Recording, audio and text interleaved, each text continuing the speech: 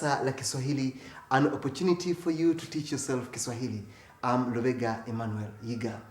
Now, if we try to remind ourselves of the previous lesson, we concentrated more on what we called the tense indicators. The tense indicators, as we see them there: na for present continuous, li for past tense, me for participle tense, that is using the auxiliary verb have or has, ta future tense, nge would, and ki if.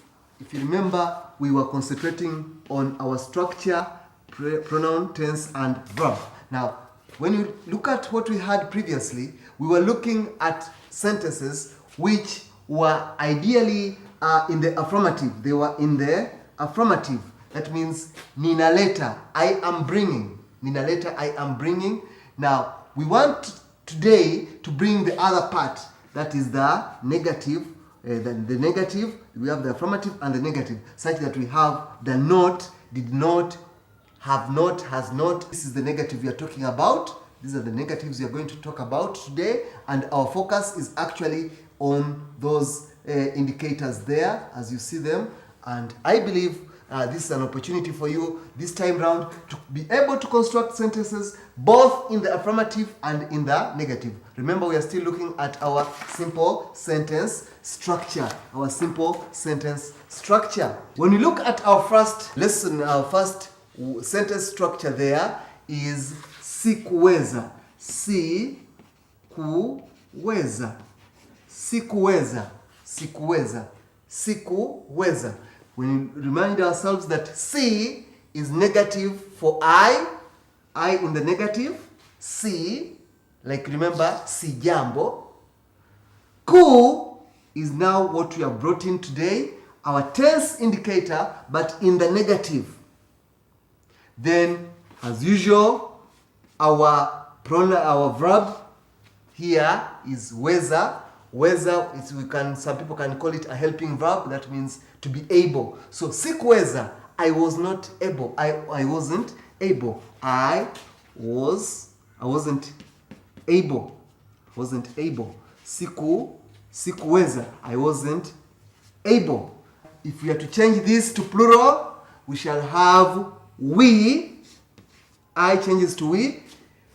This is we weren't able. We weren't able. We weren't able. And I want us to see, remember we learned this, hatu. Hatu, that is they in the, we in the negative. So we were not able, we shall say hatu. Then we bring in ku.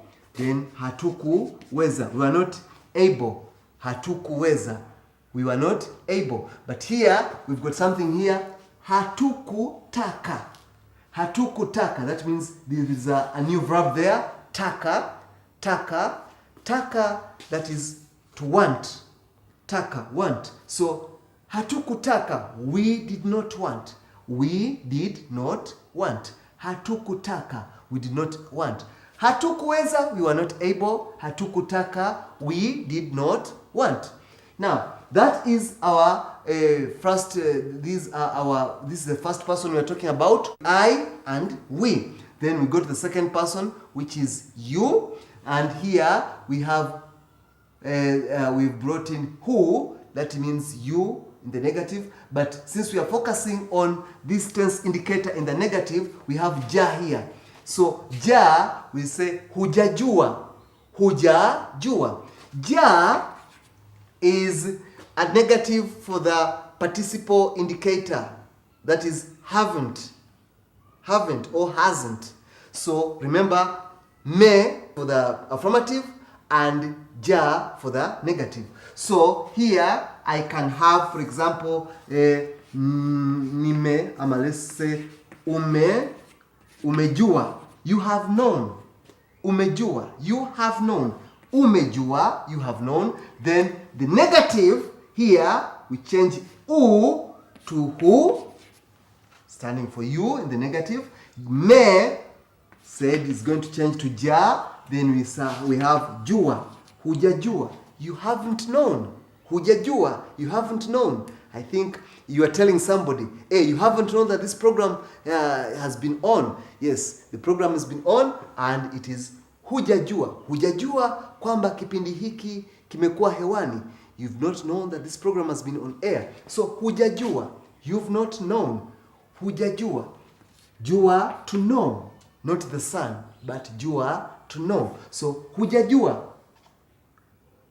You haven't known.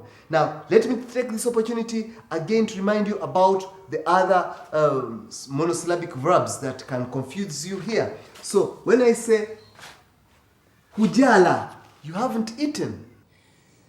Sijala chochote, sijanywa chochote,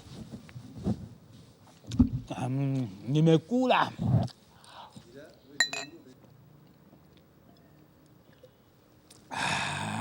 Nimekunywa. Sijashiba.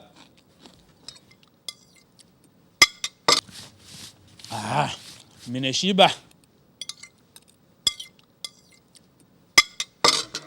Nimemaliza. Now, when you look at the verbs that we have chosen to use in this kind of situation, they are common helping verbs. Weza, to be able. Taka, to want. No, jua, to know. Jaribu, to try. Hamjajaribu, you haven't tried. You haven't tried. For example, hamjajaribu, you haven't tried to maybe access the complimentary lessons to this program on your mobile phones. Here, as we've said, these are helping verbs, as you see them. Sikuweza, I was not able. Hatukutaka, we did not want. Hujajua, you haven't known. Hamjajaribu, you haven't tried. Hangesita, he or she would not hesitate. Hawangethubutu, they would not dare. And since I've said these could be helping verbs, let us see if we are to now expand our sentence structure. What could we have? So here we have sikuweza kuanza. I was not able to start. Sikuweza kuanza. Now you can see that once you have used these, the other structure that we are expanding the sentence begins, the verb will begin with ku, as you see it there. So, sikuweza kuanza. I was not able to start. For example, you can say, sikuweza kuanza na wewe mwalimu. I was not able to begin the lesson with you because remember we are on lesson 3. So, sikuweza kuanza. Hatukutaka kukosa. We did not want to miss. Hatukutaka kukosa. Kukosa, to miss. We did not want to miss. Hujajua kutumia. You haven't known how to use. Now, people usually use this word tumia to mean to drink or to take. People say tumia soda, tumia beer. Tumia means to use.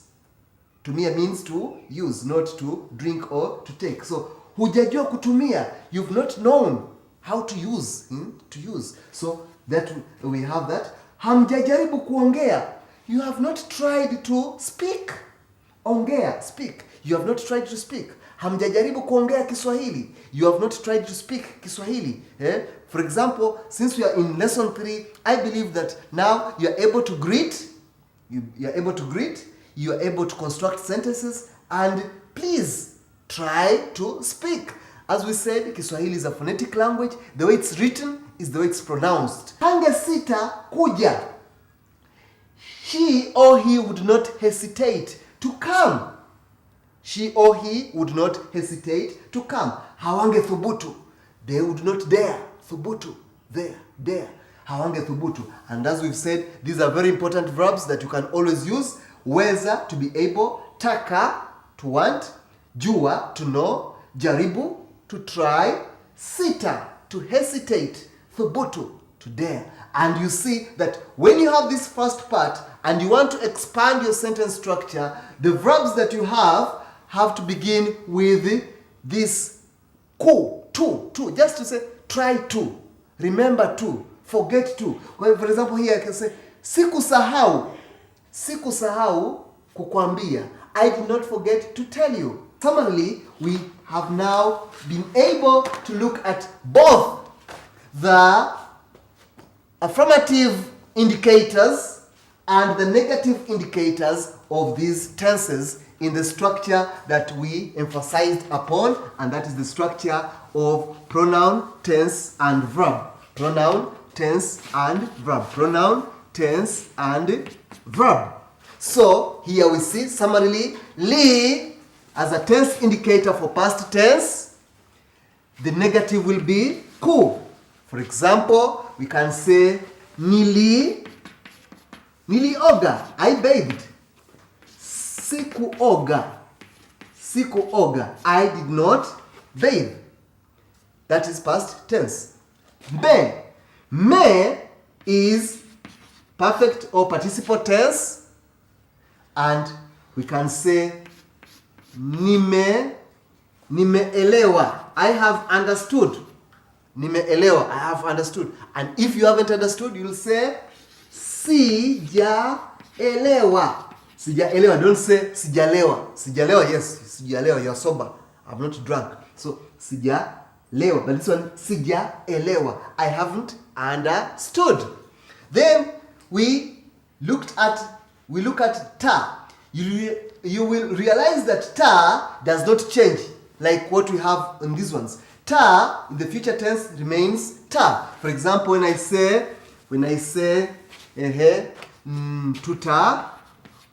tutakuja, that is affirmative. The negative, we shall only change the pronoun to, which we said changes to hatu. Then we say hatutakuja, we shall not come. Hatutakuja, we shall not come. Hatutasahau, we shall not forget. And I think that has been a very, very important and interesting experience for us. Thank you very much, and that is the end of lesson 3. And don't forget to tune in next time for lesson 4, which I believe takes us a step ahead in learning the structure of Kiswahili. Thank you very much. This program is complemented by 476 lessons on your mobile phone. To access lesson 15, type lesson, leave space, write 15 and send to 8008. Or you can subscribe by typing SWA, that is SWA, and send to 8008.